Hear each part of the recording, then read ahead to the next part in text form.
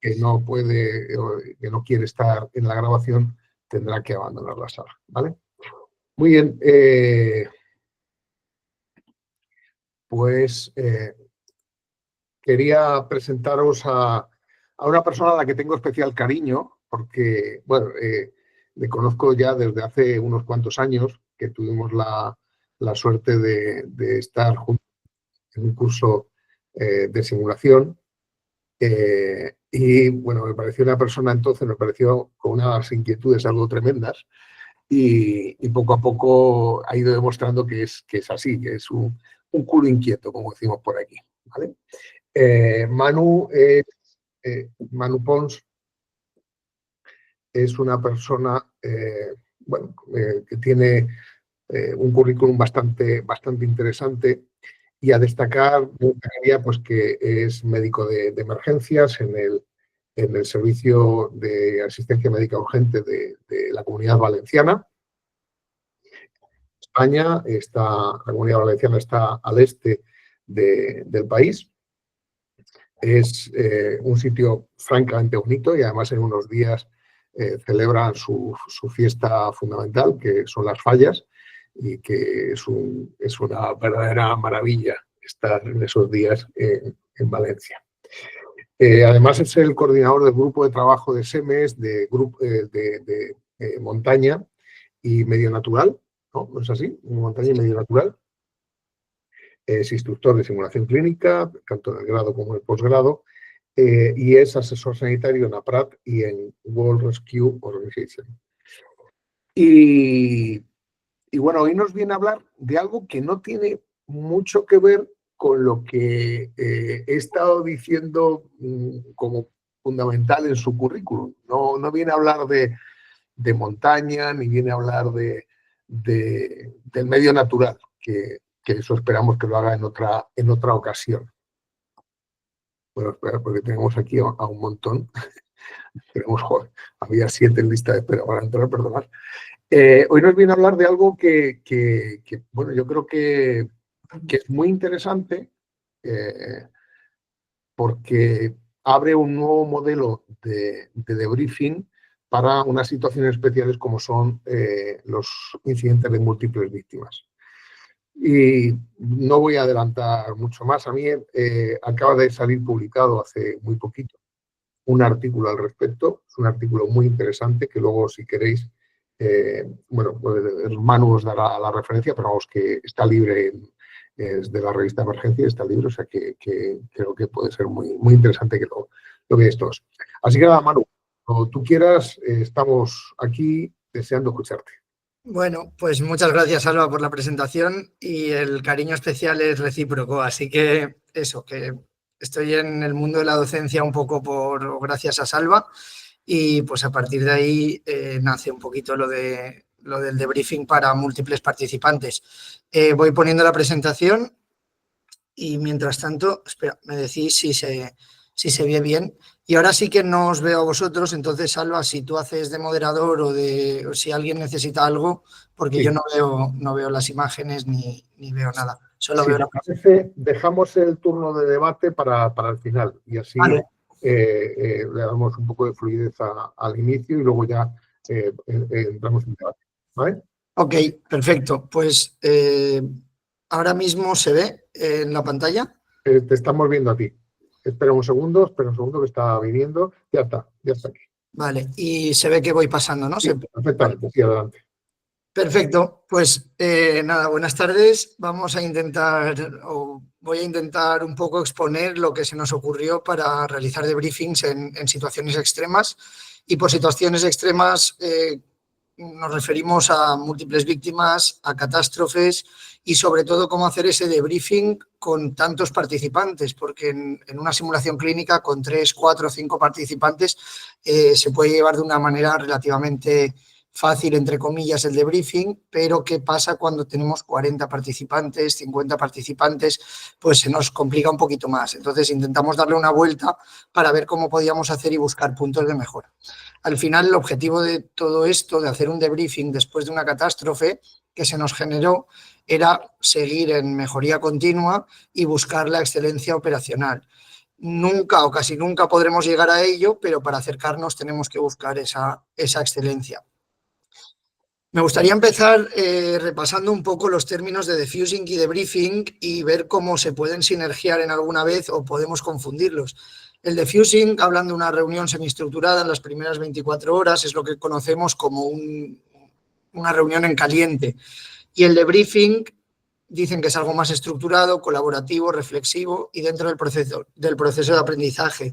Se deja enfriar un poco más la situación. Normalmente en simulación conviven diffusing y debriefing, pero es verdad que en la práctica clínica real el diffusing puede ser después de un aviso y el debriefing a lo mejor se puede hacer al día siguiente o incluso la misma guardia antes de cerrar la guardia. Esto está descrito en el artículo que está aquí abajo y por eso lo he puesto. La imagen que tenemos aquí de los militares es porque al final el debriefing viene del entorno militar, con muchísimas cosas en la emergencia y este entorno militar al final lo que buscaban los mandos era conocer qué ocurría a pie de campo de guerra o qué inquietudes tenían los soldados o qué puntos de mejora veían. Al final ganar una guerra es importante y la gente que maneja muchas veces no ve lo que está pasando en el campo de batalla. Y a partir de ahí pues se generan unas reuniones para buscar esos puntos y mejorar esas estrategias. Al final, es como decíamos en la diapositiva anterior, es la mejoría constante lo que se busca. Esta diapositiva me gusta especialmente porque en un lado está el docente, en otro lado está el aprendiz, pero vemos como los dos círculos convergen en el diálogo y al final es observar, evaluar y aconsejar y recibe y asimila, ¿no? el alumno o el participante y es una manera de dirigir esa conversación para que el mismo participante pueda darse cuenta de que o pueda reflexionar sobre los puntos que podría haber mejorado.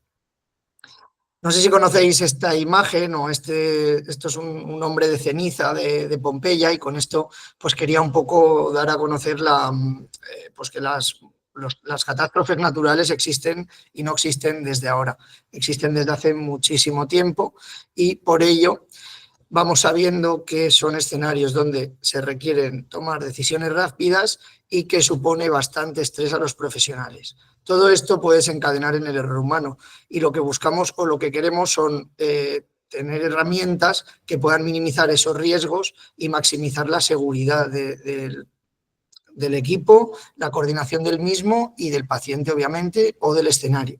Con lo cual, lo que buscamos con esto al final es, aunque sea a posteriori, una herramienta que nos facilite minimizar el error humano y maximizar la seguridad a futuro. ¿Qué ocurre con los escenarios de múltiples víctimas o con las catástrofes naturales? Pues ocurren tres cosas. Ocurren que la incidencia es baja, que la repercusión a nivel sentimental, mediático y posiblemente de pérdidas en términos de vidas y en términos económicos son altas y luego la volatilidad de los escenarios. Los escenarios desaparecen relativamente rápido. ¿Qué ocurre con ello? Que tenemos que exprimir estos escenarios al máximo, bien durante o bien una vez hayan pasado. Y nos ponemos en situación. En Valencia, en febrero del 2024, ocurre uno de los mayores incendios que se recuerdan en España en toda la historia. Bueno, concretamente se ha cumplido hace un año hace poquito, el 22 de febrero, y esto ocurre en Valencia con 10 fallecidos, 15 heridos. Inicialmente se esperan más de 50 potenciales víctimas por la hora, porque si hubiese sido a las 10 de la noche se hubiesen esperado más de 150 potenciales víctimas por la ocupación del edificio. Era un edificio residencial. Se movilizan por parte del Servicio de Emergencias Sanitarias de la Comunidad Valenciana más de 60 profesionales y más de 30 quedan prealertados por si se necesitasen, ya que se preveían bastantes más víctimas de las que finalmente hubo. Cuando finaliza esto, no vamos a entrar en el incendio ni en la catástrofe, sino qué pasó cuando finalizó. Que pensamos que se pueden buscar puntos de mejora y que nos damos cuenta que los profesionales tienen inquietudes y que pueden ser bastante, o que se les puede exprimir bastante a la hora de mejorar esos procedimientos que tenemos en el servicio. Bueno, la repercusión mediática de esto, pues obviamente es como un volcán. y al final está en todos los medios de comunicación y es una repercusión mediática que de verdad que fue increíble. De hecho, ahora que se ha cumplido el año y justo hoy he visto en las noticias que siguen con ello porque está declarando uno de los bomberos que le dijo a la familia que se quedara en el domicilio, o sea, que sigue con la repercusión mediática. Y en ese momento, habréis visto alguna mesa como estas en televisión, todo el mundo se convierte en experto en incidentes de múltiples víctimas, en incendios.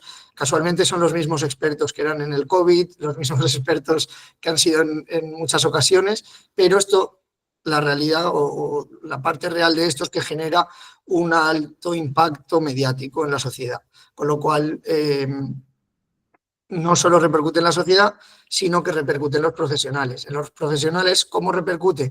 Pues repercute a nivel sentimental. No sé si habéis visto la película de Inside Out, pero si no la habéis visto os la recomiendo porque es bastante interesante. Todos estos sentimientos que vemos aquí van apareciendo y necesitamos un periodo de enfriamiento. Esto es una máquina de hielo de un hotel. Necesitamos un periodo de enfriamiento para que los profesionales rebajen un poco esos sentimientos y podamos llegar de verdad a un diálogo no consensuado, sino a un diálogo que pueda llegar a un punto de entendimiento entre servicio o entre lo que es posible para los procedimientos y las inquietudes del profesional. Todo esto se enfría además por las fallas. Bueno, la cercanía de las fallas después del incendio es bastante inmediata y en fallas se montan unos dispositivos bastante grandes en el Servicio de Emergencias Sanitarias de la Comunidad Valenciana, lo cual no permite que la mayor parte de los profesionales puedan acudir al debriefing, con lo cual lo dejamos pasar unos 15 días hasta después de fallas. En estos 15 días que se ha enfriado un poco el profesional a nivel sentimental y se ha enfriado el foco mediático, nos damos cuenta que el desafío es que es un incidente real, ya no es una simulación, que es un incidente local, con lo cual hay mucha gente del servicio que tiene conocidos o que está directamente implicada con esto, que hay un gran impacto emocional entre los profesionales y las víctimas y que hay un gran impacto mediático, como hemos comentado previamente. Entonces, en estos 15 días ya nos habíamos reunido para ver qué nos decía la evidencia del debriefing. La evidencia nos decía que el debriefing para CRM era beneficioso tanto a nivel individual como a nivel colectivo y que la importancia del facilitador mejoraba el rendimiento de los participantes en ese debriefing.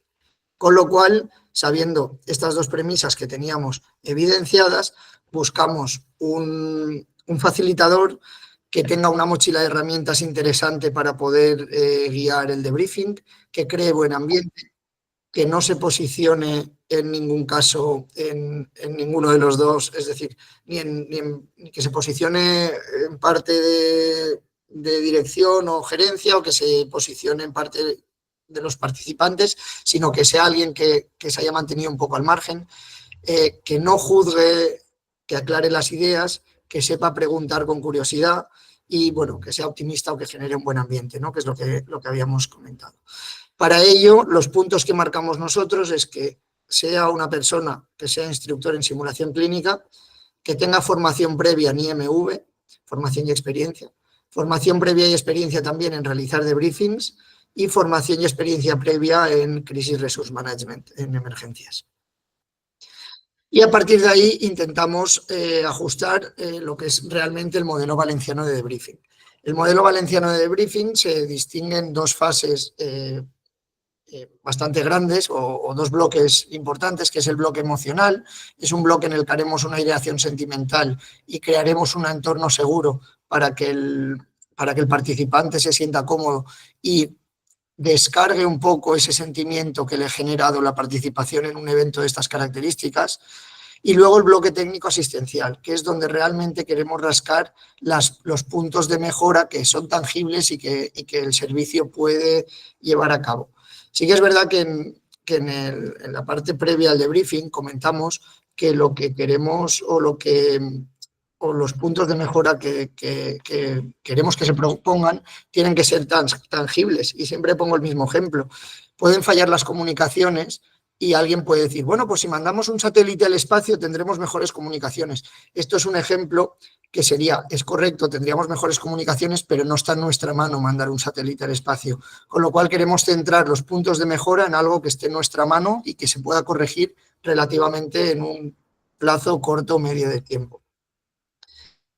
Pasamos con el bloque emocional. Al final, las emociones que se generaron en el debriefing, bueno, esto son ansiedad, vergüenza y miedo, son un poco las sensaciones generalizadas que hubo. En este bloque emocional, sobre una flor de sentimientos, se trabajó y se vio a ver qué sentimientos eran los más suscitados por el personal que había participado.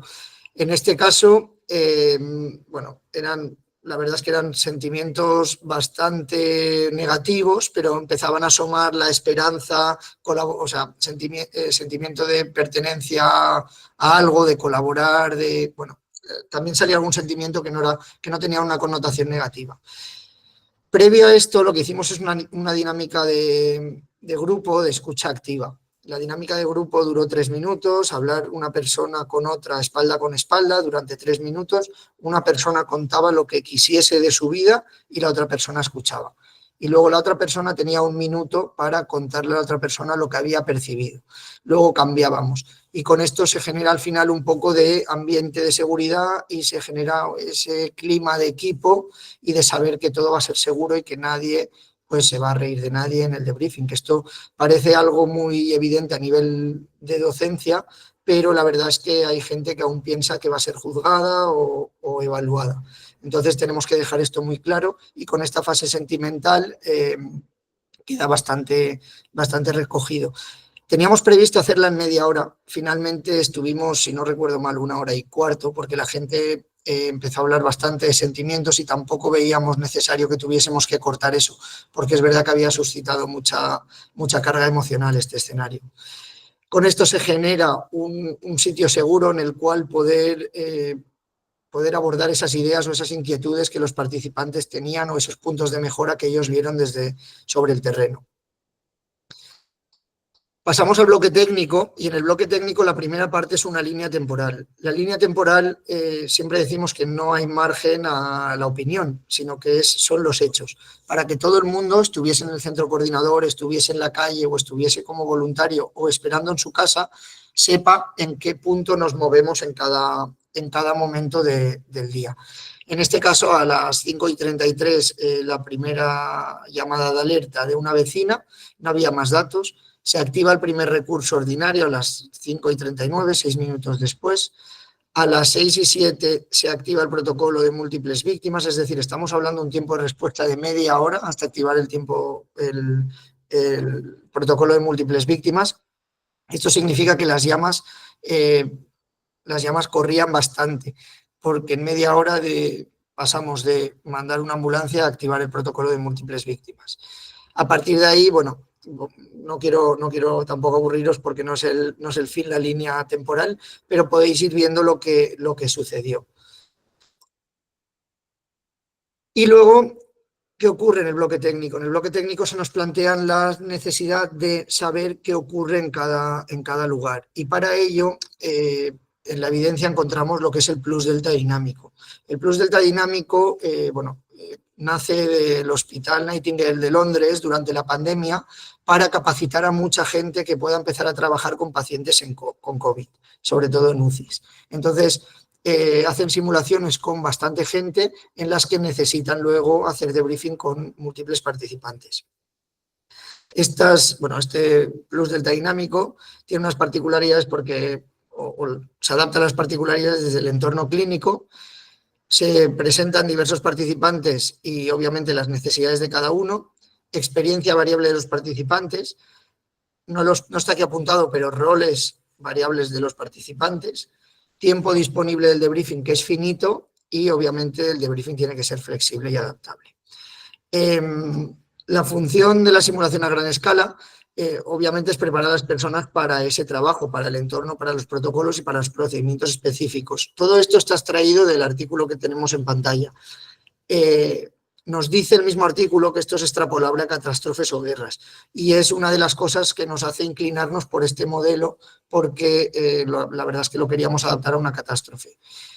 Y el éxito de la sesión, obviamente, recae en colocar las cuestiones del sistema en el centro de las discusiones y obtener puntos de mejora, mejorar protocolos, procedimientos que pueden ser nuevos y la gente puede no conocer. Entonces, el objetivo de todo esto es obtener puntos de mejora y eliminar esos puntos que no sean tan rentables en siguientes catástrofes. En el bloque técnico empezamos con la recepción de la alerta, al cual le dedicamos 10 minutos de debriefing. Si no recuerdo mal, éramos 42 personas en este debriefing. En la recepción de la alerta limitamos la participación al personal que estaba en el centro coordinador, en la movilización de recursos también, tanto ordinarios como extraordinarios. En las comunicaciones abrimos al resto porque todo el mundo llevaba un tetra, llevaba una radio, llevaba un teléfono y las comunicaciones estaban abiertas a todos. La logística la dejamos en mano del personal que se encarga de montar la logística en el servicio. Proceso asistencial de todo el personal sanitario asistencial del servicio que estuvo prestando atención en ese incidente. Y lo que quiero decir con todo esto es que dejamos 10 minutos de debriefing con un plus delta dinámico para cada una de las partes implicadas, por decirlo así, en este incidente que se produjo en el incendio. Con todo esto, finalmente sacamos una conclusión a la cual llegamos y hicimos un informe. Pero la conclusión del debriefing es que necesitamos descargar de emociones y sentimientos a los participantes, necesitamos un análisis del incidente profundo y sobre todo de la gente que ha estado participando. Queremos buscar esos puntos de mejora tangibles y reales que hemos comentado previamente. Queremos, sobre todo, implementar en el procedimiento de múltiples víctimas y catástrofes el debriefing. Es decir, no queremos dar por finalizado un dispositivo hasta que no se haga un debriefing del mismo. Entonces pensamos que protocolizar esto dentro de los procedimientos de los servicios puede ser bastante interesante. No hacerlo de una manera voluntaria, sino hacerlo de una manera reglada. Creo que puede exprimir, o creemos que puede exprimir bastante el escenario y sacar todo el jugo y coger todas esas cosas buenas para mejorar en siguientes ocasiones. Todo esto recogido lo publicamos en una revista, en Emergencias. Este es el DOI, como ha dicho Salva previamente, el documento está abierto, se puede leer perfectamente, está totalmente explicado y si no cualquier duda os podéis poner en contacto con cualquiera de los autores que os lo aclararemos. Emergencias es una Q1, si no me equivoco, este año ha pasado a ser D1, que es el primer decil de la especialidad, o sea que es una de las revistas más leídas en el mundo sobre la especialidad de emergencias. Y cuando pasa todo esto nos planteamos si la herramienta ha servido o no. Para saber si la herramienta ha servido o no, necesitamos a los participantes, con lo cual pasamos a evaluar la herramienta. La herramienta la evaluamos siguiendo el EDSS del Hospital Universitario de Valdecilla y del Center for Medical Simulation de Harvard, que es un cuestionario validado que se pasa a los participantes para ver la utilidad de la herramienta. Este cuestionario se basa en 6 bloques que no voy a comentar de manera muy específica, sino que lo vamos a comentar por encima, porque sería muy aburrido. Pero el primer bloque es si el facilitador estableció un ambiente para una experiencia de aprendizaje participativa. Entonces, la puntuación es sobre 7, siendo 0 el mínimo, siendo 0 extremadamente negativo y 7 positivo del todo, pues sacamos una media en este bloque de 5,57. La nota mínima creo que era 5,21 y la nota máxima pues era 5,71. Es un bloque de 4 preguntas, son las 4 preguntas que hemos visto anteriormente. El siguiente bloque es si el instructor o facilitador mantuvo un ambiente de aprendizaje participativo. Aquí subimos un poquito la nota, 5,74 sobre 7. Teniendo una nota máxima de 5,89 o de 5,90 y algo creo que era, y una nota mínima de 5,4. Es verdad que es el bloque prácticamente que más importancia le dábamos, ¿no? Ese ambiente de aprendizaje participativo y de buscar puntos de mejora. El siguiente bloque es si el facilitador estructuró el debriefing de una manera organizada. estamos en 5,82 sobre 7. También tenemos bastante buena nota aquí, como punto de que la herramienta sirvió. El bloque 4 es, en general, si el facilitador generó discusiones profundas que hicieron reflexionar al participante acerca del rendimiento. La media es un 5,71 de 7. De 42 participantes que he dicho, creo que fueron 33 o 34 los que rellenaron el formulario. El siguiente bloque es que el facilitador identificó lo que se realizó bien y lo que probablemente se realizó bien y el por qué. En este caso, como es bidireccional, no es una simulación clínica, es algo real. Tampoco tenemos que identificar 100% lo que se hizo bien y lo que se haría de otra manera, sino realmente lo que se tiene que identificar es qué haríamos en una futura ocasión si volviésemos a tener lo mismo.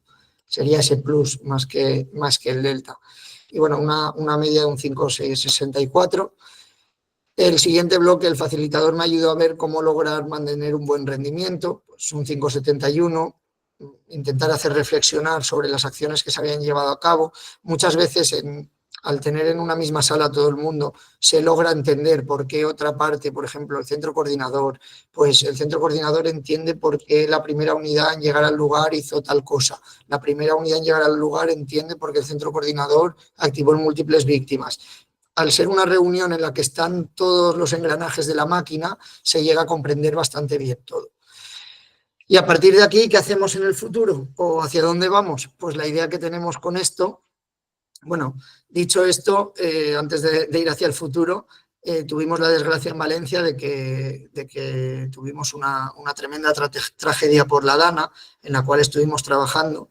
Y posteriormente hicimos también un debriefing en varias sesiones, porque aquí sí que hubo muchísima gente trabajando y no teníamos un espacio tan grande como para poner a todo el mundo a hacer el debriefing a la vez. Pero también hemos hecho el debriefing siguiendo este modelo para la Dana. Dicho esto es un debriefing que esperamos que sea dinámico, que no sea estático y que en base a las inquietudes de los participantes lo podamos mejorar. Y vistas hacia el futuro, obviamente, pues vamos a hacer un estudio a nivel nacional en las simulaciones de múltiples víctimas que se hagan en diversas comunidades. Lo vamos a hacer a través de la red de investigación de emergencias prehospitalarias de la Sociedad Española de Medicina de Urgencias y Emergencias. Seguramente empecemos este año en el último trimestre y el estudio ya lo tenemos diseñado para seguir adelante. Dicho esto, la frase de Hipócrates que he puesto para terminar es que la vida es breve, el arte largo, la ocasión fugaz, la experiencia engañosa y el juicio difícil. Me parece una frase que se puede traer de manera perfecta hacia el debriefing y hacia este tipo de escenarios tan breves, ocasiones fugaces y que las experiencias a veces pues pueden ser engañosas y el juicio más que difícil es que no lo debemos hacer. Quedamos abiertos a todas las preguntas, dejamos en pantalla si queréis tanto el email como el Twitter, se os puede enviar el artículo de manera individual, lo podemos colgar donde queráis y cualquier duda o cualquier punto de mejora que veáis, al final creemos que esto, aparte de protocolizarlo, se tiene que ir mejorando poco a poco y se tiene que ir instaurando en los servicios.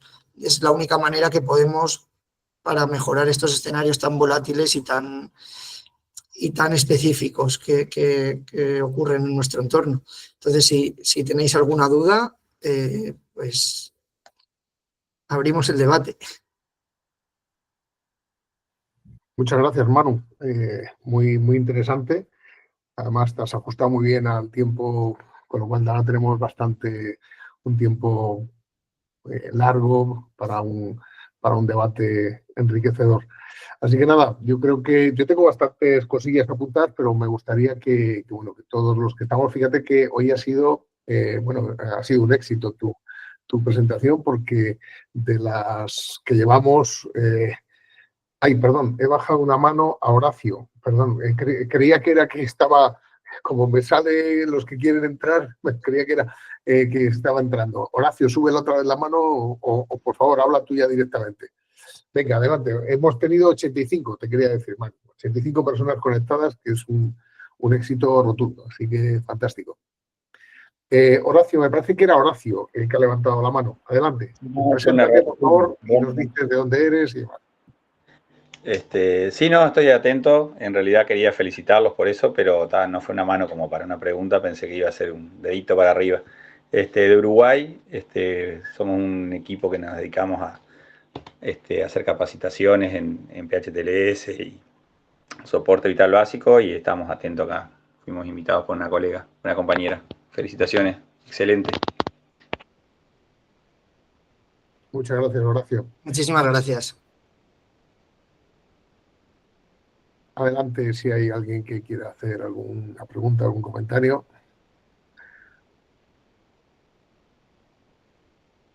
¿Nadie? Ostras. Bueno, pues empiezo yo. Pues, Yo tengo una pregunta, Salva. Venga, adelante, Fernanda. Para que pongo la cámara, porque si no se te ve nada. Sí. El debriefing, puntualmente, el que presentaste, que hiciste esta experiencia después del incendio. Perdóname, Fernanda. Antes de nada, preséntate porque yo sí te conozco, pero no sé si todos te conocen. Sí, perdón. Soy médica, mi nombre es María Fernanda Salambrí. Soy magíster en educación para profesionales de la salud, vamos a resumir por ahí. En este momento me encuentro en el Departamento de Educación del Hospital Policial. Todos mis compañeros, los que mostré anteriormente, nos estamos dedicando a educación exclusivamente, prácticamente. De Uruguay, porque también asumí que sabían que era del Hospital Policial de Uruguay. La pregunta es muy, muy concreta. En esa experiencia de debriefing, después del incendio, ¿cuántas personas participaron en esa sesión?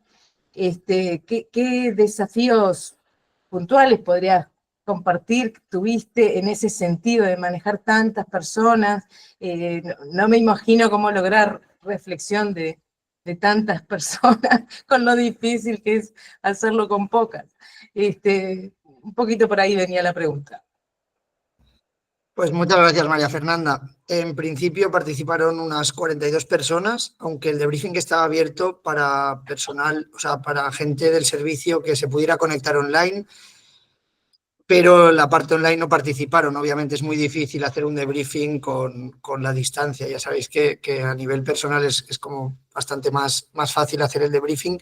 Los retos que se nos plantearon eran la cantidad de gente, la diferencia de inquietudes entre la gente que venía allí, la manera de llevar un debriefing de una manera ordenada y educada sin llegar a la discusión, porque no estamos en una simulación, sino en un caso real de un servicio.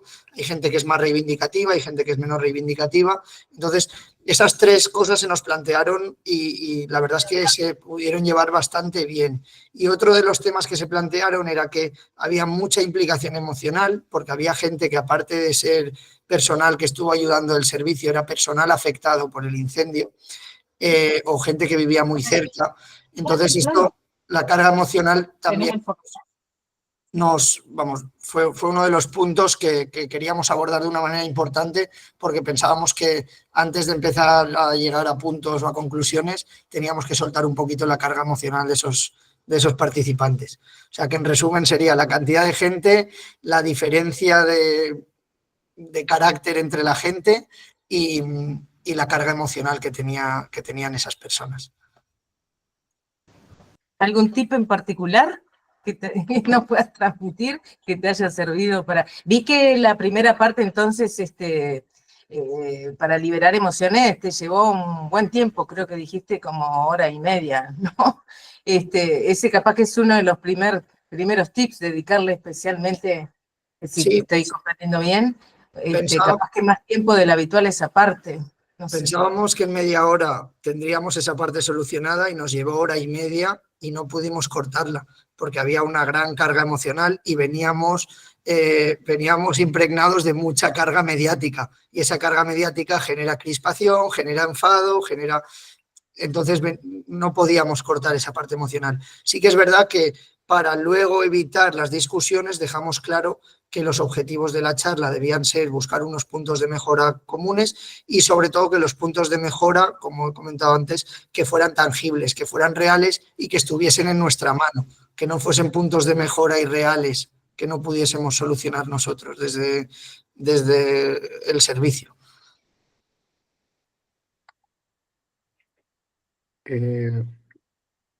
Muchas gracias, Fernanda. María José Fortuny, preséntate, por favor. Hola, buenas, ¿se me escucha? Alto Hola, y soy claro. María José Fortuny, soy médico de urgencias en el Hospital La Fe de Valencia. Mi pregunta es, hablas que el debriefing fue unos 15 días después del incidente. ¿Crees que si el debriefing hubiera sido antes hubiera sido mejor o hubiera cambiado en algo? Hola María José, pues buenas tardes.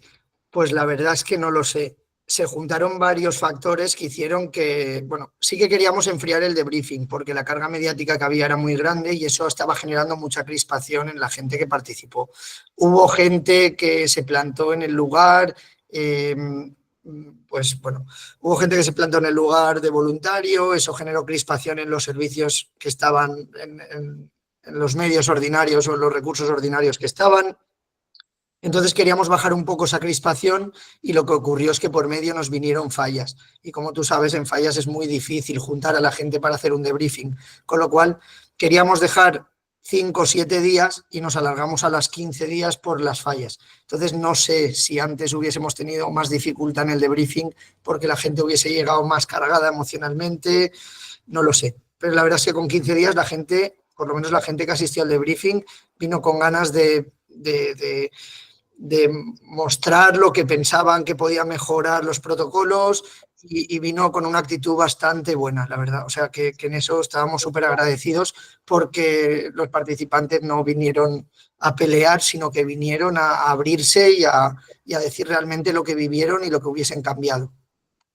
Claro, por tanto, es posible que sí que es conveniente dejar un tiempo de asentar o sedimentar bien esas emociones, autoanalizarse incluso, para poder ser un poco más participativo y sacar más provecho del debriefing. Sí, que lo tenemos que enfriar, lo tenemos bastante claro cuando es un escenario así. El tema o el reto es saber cuánto tiempo es el adecuado para dejarlo enfriar.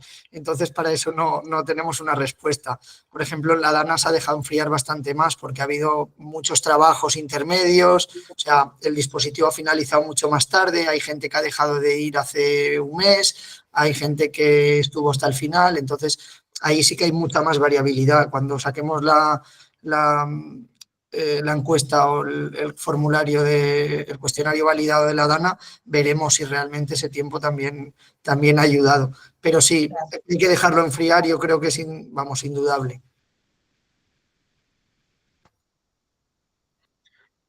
En debriefing clínico sí que lo que está publicado es que no sea más allá de las 2 semanas desde el evento, el debriefing frío, no el debriefing caliente, que lógicamente es lo más inmediato posible.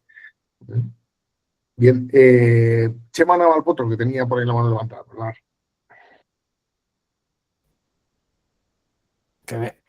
Que me active el sonido. Soy Chema Navalpotro, soy médico del SUMA 112. Y bueno, ¿Eso dónde está, Chema? Creo que está en Madrid, en España. ¿Vale? Sí, porque hay algunos que no saben dónde está. Dónde estamos ahora, ¿vale? Vale, perfecto. Quería preguntarte porque estos debriefing normalmente lo hacemos, digamos, por grupos. Yo recuerdo cuando el accidente Spanair, pues nosotros nos reunimos la gente del solo el SUMA. Cuando allí actuamos SUMA, SAMU, bomberos, policía, etcétera, etcétera. ¿Hasta qué punto podría ser positivo un debriefing conjunto? ¿O hasta qué punto podría ser desaconsejable? Yo creo que podría haber fricciones posiblemente y a lo mejor es desaconsejable.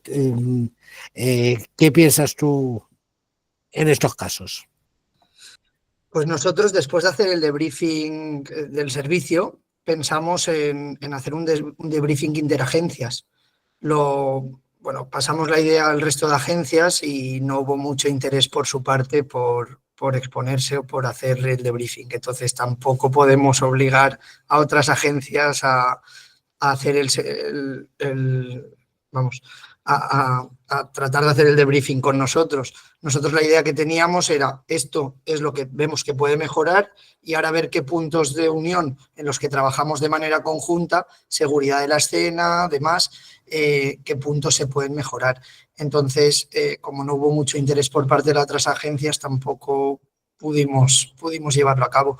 Creo personalmente que sería muy difícil hacerlo con todos los participantes de todas las agencias, pero tal vez un debriefing del PMA con los mandos que estuvieron en ese momento, creo que sería bastante interesante.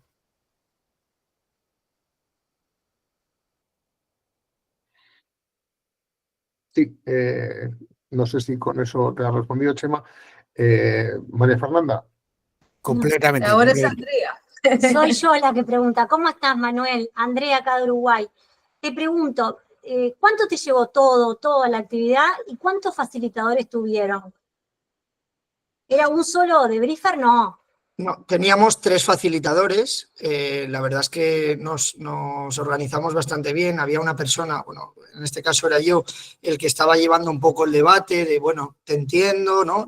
La parte que hace al final el debriefer, pues entiendo lo que dices, creo que esto no lo podemos solucionar, si te parece pasamos a otro tema y lo hablamos luego, pues un poco la persona que le llamamos moderador en ese caso, porque era casi más un debate en muchas ocasiones que un debriefing, pero teníamos otras 2 personas que estuvieron ayudando con el bloque emocional y con la pizarra, bueno, realmente era con el ordenador, apuntando el plus delta de cada cosa para poder mostrar al final un informe. Y nos llevó en total, pues creo que empezamos a las 9 de la mañana, igual acabamos a la 1:30 o 2 de la tarde, o sea, 5 horas nos llevó tranquilamente. Después del bloque emocional, he de decir que dejamos 15-20 minutos para tomar café y luego empezamos con el bloque técnico, con la línea temporal y con los 10-15 minutos que le dedicamos a cada parte de los participantes, pues centro coordinador, unidades asistenciales, personal asistencial del punto de asistencia sanitaria, cada uno tuvieron sus 10-15 minutos para ir exponiendo los puntos de mejora. Pero nos llevó bastante. Gracias. Y la otra pregunta, Manuel, vi que ustedes pusieron los objetivos ahí de las cosas que querían hablar, ¿no? O capaz que entendí mal. ¿Cómo hacían para manejar si querían, digo, entiendo que los objetivos los pusieron ustedes, los facilitadores, ¿no surgió del grupo qué cosas querían charlar o los puntos de mejora o a mantener o a...? Nosotros no pusimos los objetivos del punto de mejora, es decir, los objetivos que pusimos fueron muy generales. Los objetivos fueron, de aquí queremos obtener puntos de mejora, queremos que la gente a nivel sentimental se airee, queremos que esto se integre en el protocolo de múltiples víctimas. O sea, los objetivos fueron muy generales, pero no dijimos cuáles tenían que ser los puntos de mejora, sino que queríamos obtener puntos de mejora. Y a partir de ahí los participantes fueron dando inputs y fueron ellos los que identificaron los posibles puntos de mejora. Gracias. Muchas gracias. No sé si hay alguien que quiera. Yo me voy a meter algo. Me ha gustado lo que has hablado de los expertos, son los todólogos que les llamo yo, son expertos en todo, saben de todo y no saben de nada, para todo valen y para nada aprovechan, ¿no? Es un tema que genera bastante malestar, como bien has dicho. Sí me gustaría, porque no me quedó claro al principio, la gente entiendo que era voluntaria, no fueron voluntarios a este debriefing, ¿no? ¿Y qué hicisteis como preparación previa para que la gente se pudiera enganchar a esa sesión? Porque cuando hablamos el otro día, en la última sesión, estuvo Diego Andrés Díaz Guío y habló de forma muy intensa sobre el tema de la seguridad en el equipo, ¿no? En el debriefing, ¿no? la seguridad psicológica de las personas que intervienen, ¿no? Y es algo que cuando se habla de debriefing clínico, se habla también de forma muy intensa la importancia que tiene la preparación previa. Cómo vamos a preparar de forma previa este debriefing. ¿Qué hicisteis para que la gente tuviera ese éxito, que estuvieron ahí un montón de gente? Pues la verdad, Salva, es que es una fase que no preparamos demasiado, pero la gente, como he dicho, tenía mucha carga emocional y tenía muchas ganas de participar, de comentar y de, a lo mejor algunos incluso, de mostrar su enfado o su contrariedad a cosas que se habían llevado a cabo, o de saber el porqué. Entonces, se mandó un email a todo el mundo que había participado como sanitarios en el incendio, y simplemente vino la gente que quiso venir.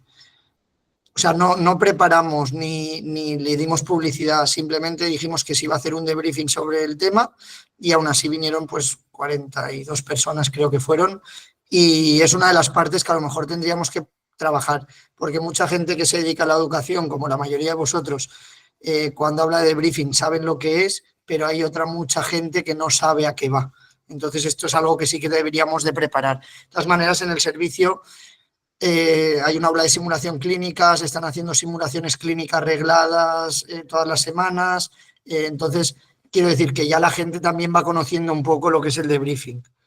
Entonces, a partir de aquí, creo que si el primero más o menos del incendio fue bien, en el de la Dana hemos tenido buena respuesta también. Entonces, creo que a partir de ahí ya el boca a boca puede ser un factor que prepara a la gente a acudir a este tipo de reuniones. Fantástico, Manu. Beatriz, preséntate, por favor. Hola, buenas tardes. Soy Beatriz Alba, enfermera del SUMA 112 de Madrid. Antes de que me digas dónde está. Que un placer haberte escuchado, Manu, sabes que siempre lo es. Y al hilo de lo que ha preguntado Salva, a mí se me plantea una duda o una sugerencia, no sé cómo lo tomaréis. ¿Crees que justo en el momento tras el incidente sería recomendable que, no sé en qué figura, ¿no? Por ejemplo, en Madrid sí contamos con psicólogos de emergencias que están de guardia, pero en aquellos servicios de emergencias extrahospitalarias que no contarán con ellos, podría ser el jefe de guardia, Charlie o como se denomine. Debería personarse en todos aquellos recursos que han acudido al incidente para hacer una primera evaluación, un primer diffusing y ver cómo hacer una primera valoración de cómo están los profesionales y de más o menos qué necesitan, porque es cierto que habrá gente que tenga ganas de expresarse y no le cueste, y habrá personas que por su perfil de personalidad tenga otros tiempos, o no sepa, o no quiera, o no tenga las herramientas, no sé cómo explicarlo. Entonces, ¿crees que ese primer momento debemos utilizarlo como enganche de esos profesionales? Hola, Bea. Pues me alegra mogollón esa pregunta, porque al final eso es uno de los puntos de mejora que salieron en el debriefing. No he puesto el informe, no he puesto los puntos de mejora, porque al final no íbamos a hacer una sesión sobre el incidente, sino sobre el modelo de debriefing que se hizo, pero nosotros a día de hoy no tenemos ni Charlie ni psicólogo. Sí que es verdad que hay una unidad que estuvo un tiempo, que es unidad de soporte y coordinación, y puede ser que se instaure, que es como un Charlie, y sí que se dijo que si se instauraba, esa unidad tenía que tener la responsabilidad de hacer un diffusing y decidir cuándo se cambia la unidad y se da un relevo por otra unidad. Sí que fue uno de los puntos de mejora, porque la primera unidad en llegar al lugar estuvo desbordada un poco. Claro. Tanto a nivel emocional como a nivel asistencial. Y también a veces nos olvidamos de los residentes y de los alumnos que vienen con nosotros, que igual no tienen el bagaje profesional que contamos nosotros, ni las herramientas para afrontar determinadas situaciones que ya nos desbordan a nosotros, pues para tenerles en cuenta, ¿no? Que a veces los perdemos un poco de vista, vienen, hacen la guardia, se comen el marronazo y desaparecen. Entonces, pues tenerlo en cuenta. seguro que lo tenemos que tener en cuenta porque fíjate que el tema de los residentes y los estudiantes, tanto en el debriefing del incendio como el de la Dana, es un tema que no ha salido. O sea que es verdad que no los tenemos en cuenta y deberíamos empezar a tenerlo en cuenta. Muchas gracias, Bea. A ti. Fíjate que cuando hablamos de debriefing, tras evento real hay los dos, está el debriefing en caliente y el debriefing en frío. El debriefing en caliente cumpliría esa parte que comenta Beatriz, ¿no? Ese ventilar las emociones tras el evento y no llevarnos la mierda a casa, que la mierda se tiene que quedar en el lugar de trabajo y no nunca llegar a casa, ¿no? Que es lo importante. Fíjate que yo tenía aquí apuntado, tenía necesidad de hablar. Es que necesitamos hablar. Después de una cosa así o cualquier otro evento, creo que todos los profesionales necesitamos ventilar. Y no sabemos ventilar. Acabas de decir los estudiantes y los residentes. Perdonad, creo que tenemos un gran problema. Yo, tras mi evento real de mi enfermedad, he estado durante pues casi 2 años con una psicóloga y es la que realmente me enseñó a ventilar. Ahí es cuando realmente aprendí a ventilar. Y me di cuenta de lo tontos que somos los profesionales, que nos creemos suficientes para esto y no lo somos. Necesitamos que alguien nos ayude a esa ventilación. Y probablemente pues ese jefe de la guardia, ese Charlie, ese lo que sea, pues debería tener una formación específica porque también a ver si la ventilación se convierte en que el ventilador me echa la mierda a mí a la cara. Entonces sería bastante peligroso, ¿no? Pero yo creo que es muy importante esto que acabas de comentar. Venga, más cositas. Yo tengo muchísimas. Y aprovechando que está Ana Anula por aquí, que la he visto, me ha encantado que has utilizado la línea temporal para la descripción. Es una herramienta que yo utilizo muchísimo desde hace ya 3 años aproximadamente. La utilizo mucho en el grado y creo que es una ayuda magnífica para encuadrar todo el tema, y ayuda muchísimo para el análisis posterior al debriefing. Me ha encantado, Manu. Muchas gracias, Alba. La línea temporal, al final, lo que pretendíamos con ella era, igual en un aula todo el mundo está viendo lo que ocurre en todo momento, pero en un incidente como este, el que está en el centro coordinador no está viendo la unidad asistencial, la unidad de logística que está montando el hospital de campaña no está viendo al centro coordinador. Entonces, es una manera de ubicar a todos los participantes en qué pasó en cada momento concreto. O sea, que esto es parte del bloque técnico y es la que no tiene cabida la discusión, es decir, son cosas como muy objetivas que es para que la gente se ubique en el incidente, vamos. Aprovecho que está Ana Anula por aquí porque está haciendo su tesis doctoral sobre este tema concretamente y cuando tenga alguna cosita será una de las sesiones que tendremos que presentar aquí, Ana. Pues por supuesto. Muchísimas gracias, Salva, por invitarme. Y la única pena es que he llegado a mitad de la charla, con lo cual no he podido escuchar toda la exposición de Manu, pero por lo que está comentando, perfecto. La línea de tiempo precisamente es eso, es una herramienta que nos ayuda a objetivar y sobre todo a que todos veamos la misma película y a partir de ahí podamos trabajar. Así que muchas gracias a Manu por exponerlo y Salva por invitarme. Gracias a ti. Si no hay... desde Uruguay, otra vez. Venga, adelante, Fernanda. Viste que somos charlatanas acá, ¿qué le vamos a hacer? Me encanta. No, y hoy no tengo el mate en la mesa, tengo un té, pero...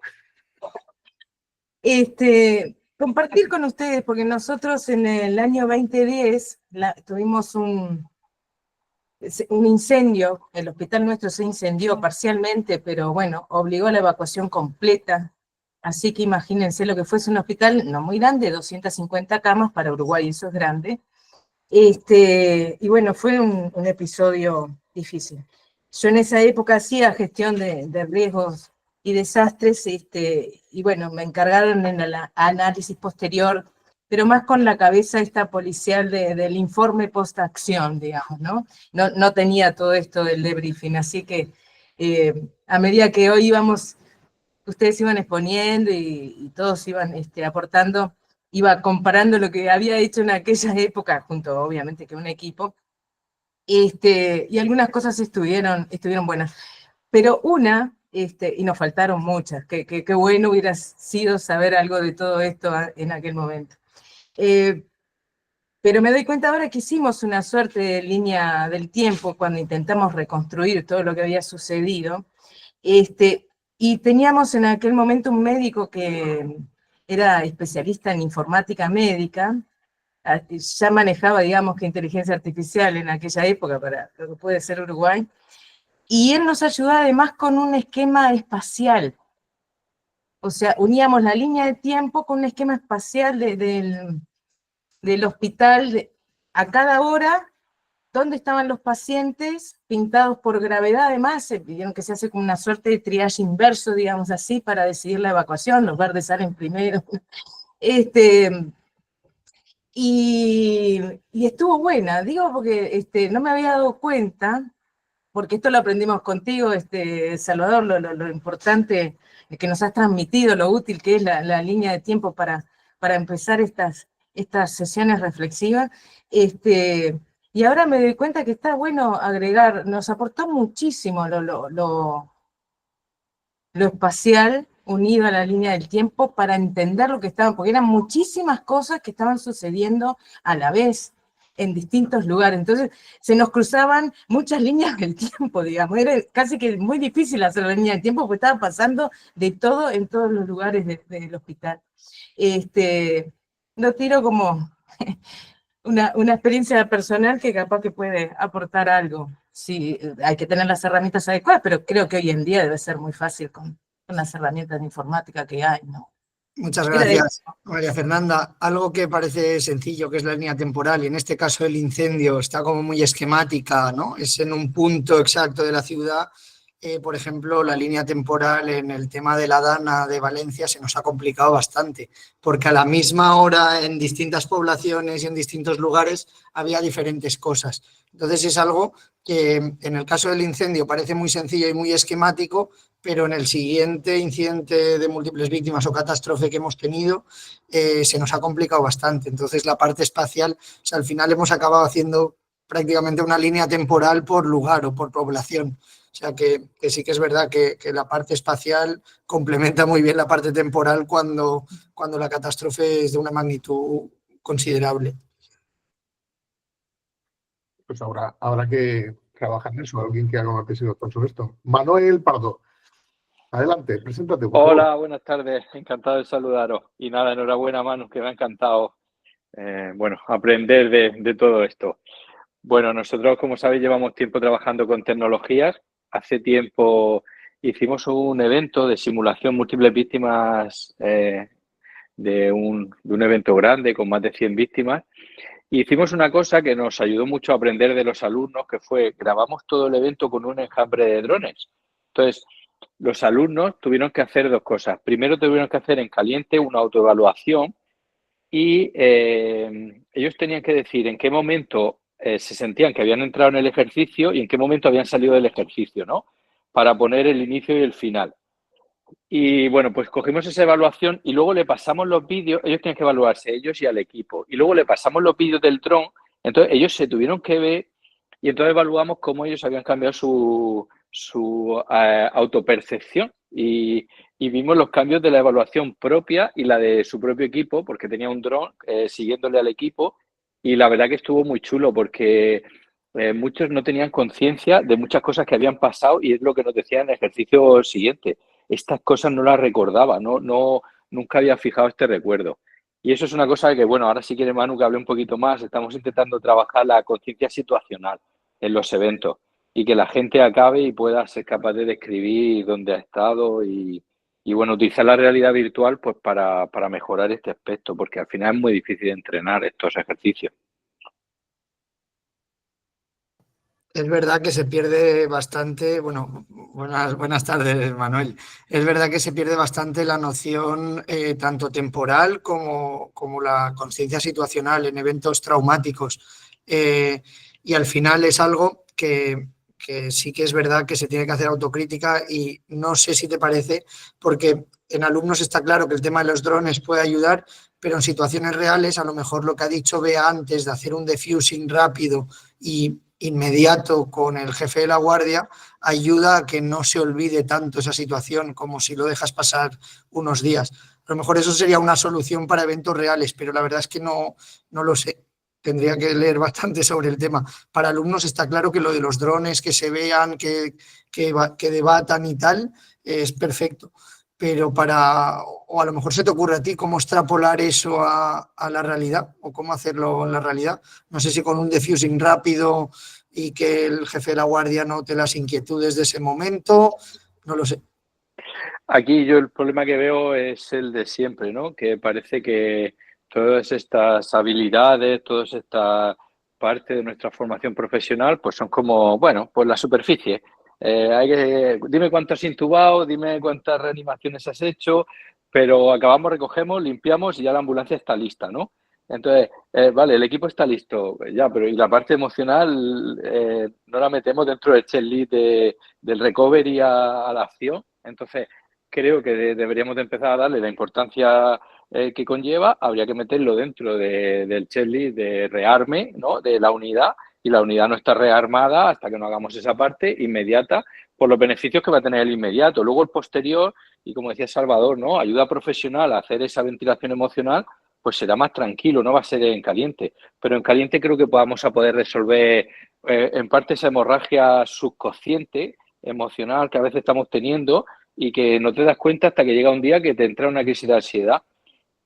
Bueno, muchos sabéis que he salido a muchas catástrofes internacionales y cuando volvimos ya conocemos, ¿no? Muchas cosas, pero cuando volvimos de Turquía, pues pensar, ¿no? 80.000 muertos, mucha frustración, muchas familias que habían perdido todo, pudimos hacer algún rescate, pero claro, los medios te intentan encima idolatrar, ponerte el rol de héroe cuando somos trabajadores, y llegaba un momento y decía, es que a veces ha habido entrevistas que casi me he tenido que salir porque me daba crisis de ansiedad y tenía ganas de llorar.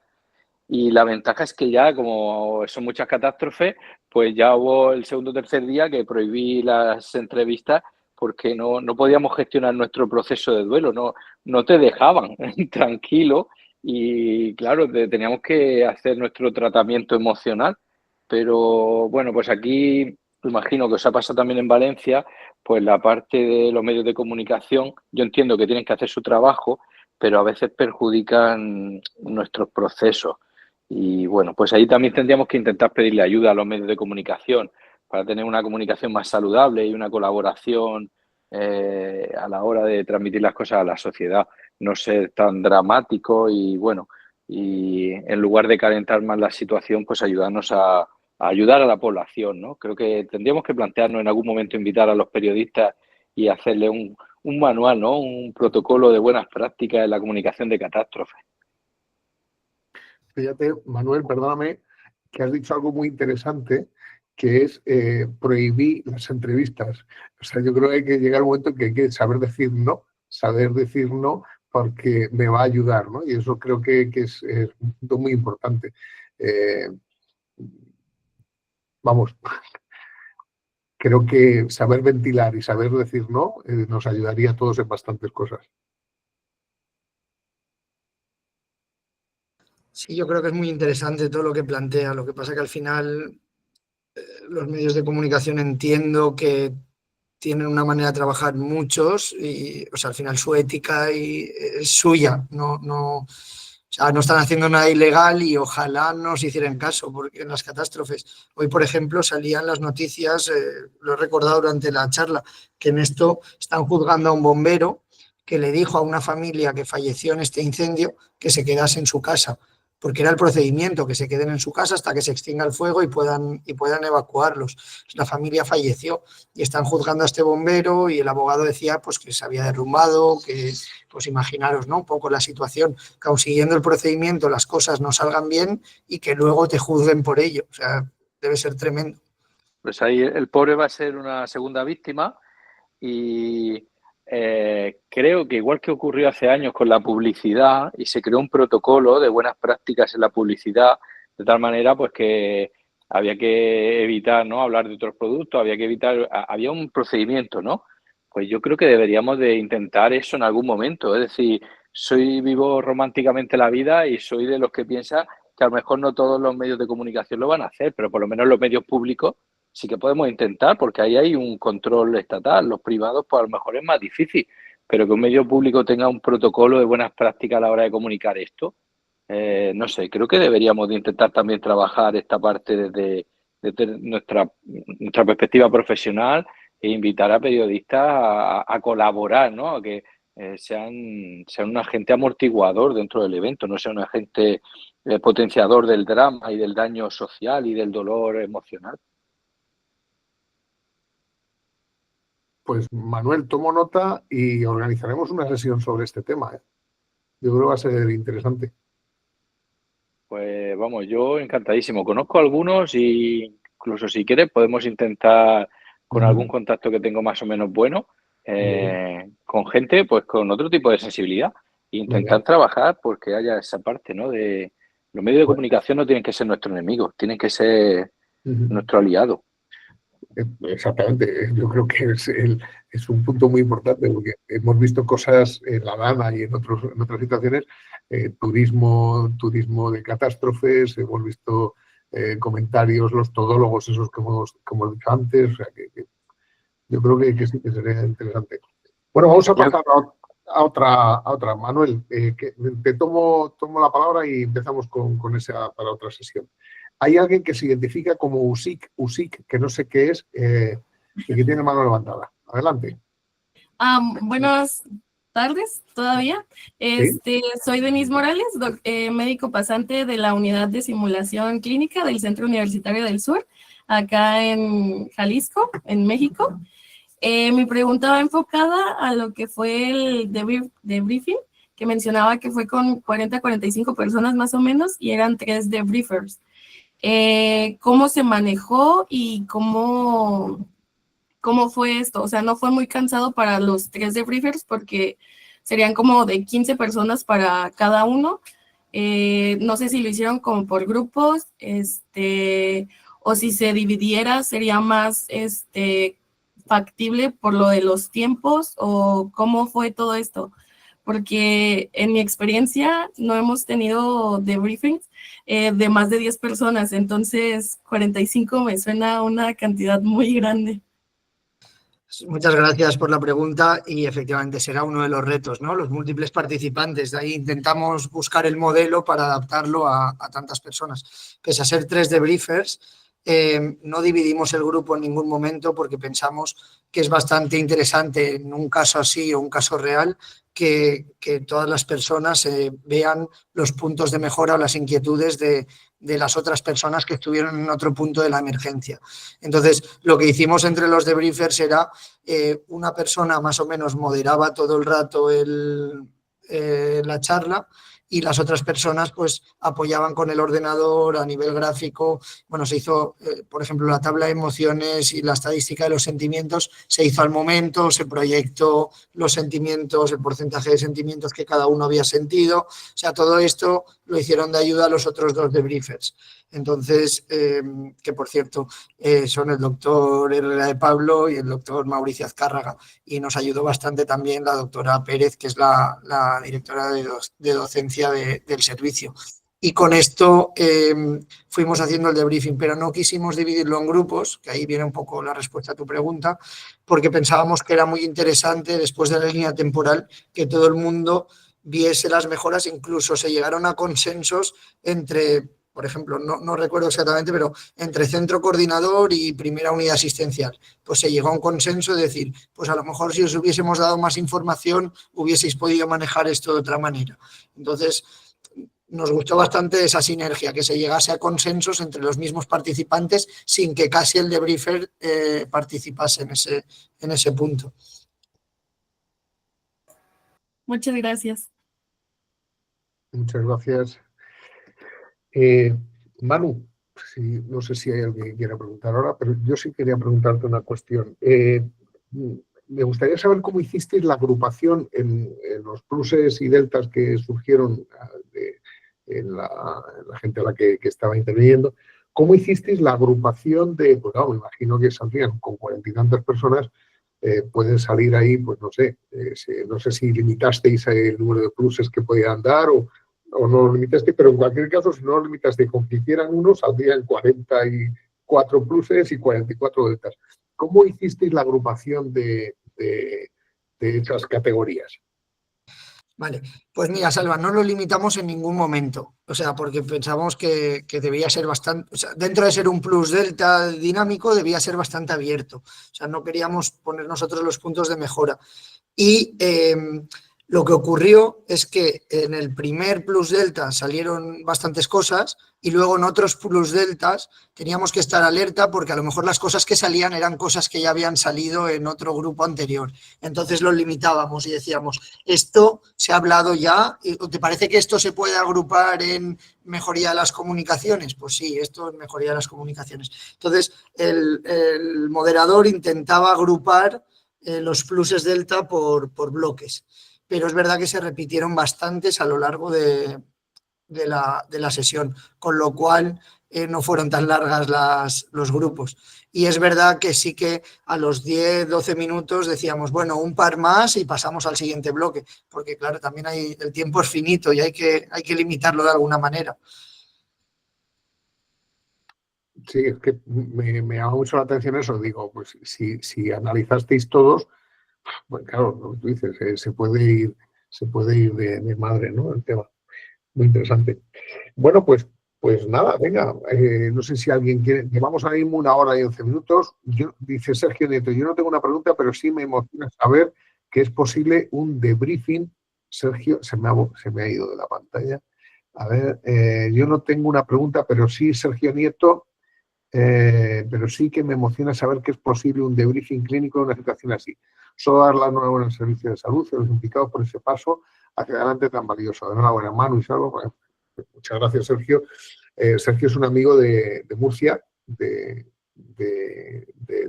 061 de Murcia. Murcia es otra comunidad autónoma que está un poco más al sur de la Comunidad Valenciana, en el este también del país. Muchas gracias, Sergio. ¿Alguien más quiere hacer algún comentario? Llevamos 1 hora y 12 minutos de sesión, o sea que está bien. Ha habido 80 y tantas personas conectadas, así que no sé, si no hay nada más, no sé si te gustaría... mira, Antonia Sáez, nuestra querida amiga, preséntate, por favor. Hola, buenas tardes. Estaba intentando arreglarme antes de intervenir, que estoy de guardia. Que me vieras bella. Hola. Bueno, pues soy Toñi Sáez, soy enfermera del 061 de Murcia, de guardia hoy mismo. Y quería consultar, enhorabuena Manu, en primer lugar, por el trabajazo, que no es fácil. Y sí que quería consultar porque me ha parecido entender que habías agrupado no en tanto a los participantes, sino como las estructuras en las que estaban. Es decir, que agrupasteis, pues supongo que CCU, puesto sanitario avanzado, las estructuras diferentes que se hicieran. ¿Esa gente sí que las agrupasteis y nombrasteis un portavoz o algo para los Plus Delta y para las intervenciones? Las personas, al final el agrupamiento era estaba hecho, las personas que habían estado en el CCU, no había un portavoz como tal, pero sí que había alguien que explicaba de una manera muy breve al principio cómo se había vivido esa situación en el CCU. Entonces, también se daba la situación que gente que había estado en el CCU al día siguiente había estado en el puesto de atención sanitaria antes de levantarse el dispositivo, con lo cual había gente que estuvo en 2 partes del debriefing.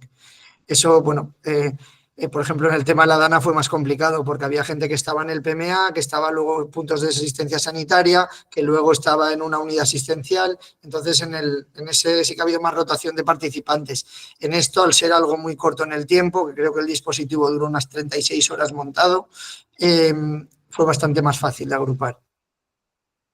Vale, muchas gracias.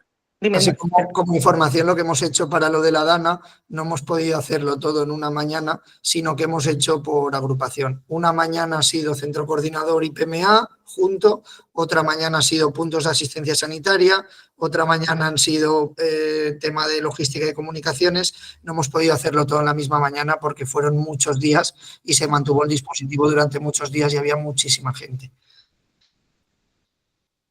Vale, pues muchísimas gracias. Es que claro, estoy pensando en toda esa gente hablando a la vez y me explota la cabeza. Si ya en los simulacros no conseguimos centrarlo, pues con una actuación real debe ser muy complejo. Enhorabuena. Tengo que decir que agradezco mucho a los participantes porque de verdad que el debriefing fue de una manera súper cordial, súper educada, no hubo faltas de respeto en ningún momento, o sea que yo creo que esto este factor es gracias a los participantes, no gracias ni al modelo, ni a los debriefers, ni nada de nada. Creo que es porque los participantes llegaron con una actitud muy buena para buscar puntos de mejora. Bien, gracias. Gracias, Toñi. Bueno, había comentarios aquí, dice, ¿cuánto tiempo después de iniciar? Ya hemos contestado a esa. Han dicho que cuando se enfríe emocionalmente. Sí. Irving dice, muchas gracias, doctor Manu Pons, por su presentación. Me pareció muy dinámica y llamativa. Convoqué a mis alumnos de atención prehospitalaria, enfermería y medicina para atender esta videoconferencia de la Unidad de Simulación Clínica del Centro Universitario Sur de la Universidad de Guadalajara. Definitivamente será un tema a tratar en los siguientes simulacros que realicemos. Mil gracias por la invitación y un abrazo desde México. Irving, gracias, no estás ya, es un gran amigo. Eva Iliana dice, muchas gracias por la excelente presentación y aporte de los participantes. Saludos desde Lima, Perú. María Adela Anaya, excelente ponencia, gracias por compartir su experiencia. Próximamente consultaré su artículo, Sergio Nieto, que nos ha comentado esto antes. Y nada, yo creo que si no hay ningún comentario más, Manu, no sé si quieres hacer un cierre antes de despedirnos. Nada, pues agradecer a todo el mundo la participación, el interés y el haber estado aquí. Y os animo de una manera fuerte a intentar integrar el debriefing en los procedimientos de múltiples víctimas de vuestros servicios. Ya no solo en los casos reales, sino en las simulaciones. Y tengo que decir, porque todas las cosas al final pasan por algo, que este modelo estaba hecho para empezar a funcionar en las simulaciones de múltiples víctimas que hiciésemos. Y tuvimos por medio el incendio y la DANA. O sea, las dos primeras veces que este modelo ha sido empleado ha sido en situaciones reales. Con lo cual esto aún pues no lo sé, no sé cómo decirlo. No sé si hacer el modelo más fuerte, si se ven más fácilmente las debilidades del modelo, pero la verdad es que nos ha servido bastante pese a ser situaciones reales. O sea, que hemos pasado de tener los simulacros a tenerlo, o sea, a quererlo para simulacros, a tener que hacerlo de manera obligatoria para casos reales. O sea, que esa ha sido un poco la paradoja de este modelo. Pues muchas gracias, Manu. Recordaros que bueno, tenemos un grupo de WhatsApp que se llama Pasión por Educación en las Ciencias de la Salud, que si alguien quiere pertenecer al grupo, es un grupo en el que únicamente se comparte pues, artículos o bueno, pues las sesiones que va a haber y los enlaces a las grabaciones. Si alguien quiere pertenecer, pues me escribe por privado, os pongo aquí en el chat mi número de teléfono, me escribe, me manda un WhatsApp y yo os meto. Tenemos ya programada la próxima sesión, la dará la doctora Analia Castiglioni de la Universidad de Florida para contarnos su experiencia con la formación utilizando, vamos, con pacientes estandarizados que llevan pues casi 20 años o más de 20 años ya trabajando con pacientes estandarizados, además con cosas muy interesantes que hacen, pero que prefiero que ella sea la que nos lo cuente. Así que será, que tengo apuntado aquí, que es va a ser el día 10 de abril, esa, y os mandaré ya, cuando esté confirmado, os mandaré ya el anuncio.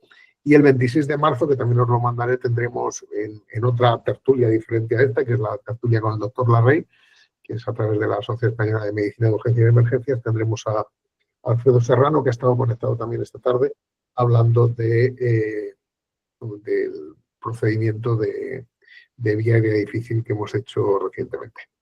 Así que nada, muchísimas gracias a todos. Ha sido un auténtico y genuino placer que hayáis compartido este magnífico rato con todos nosotros. Ha sido muy bonito. Muchas gracias. Abrazos a todos. Muchas gracias. Hasta luego.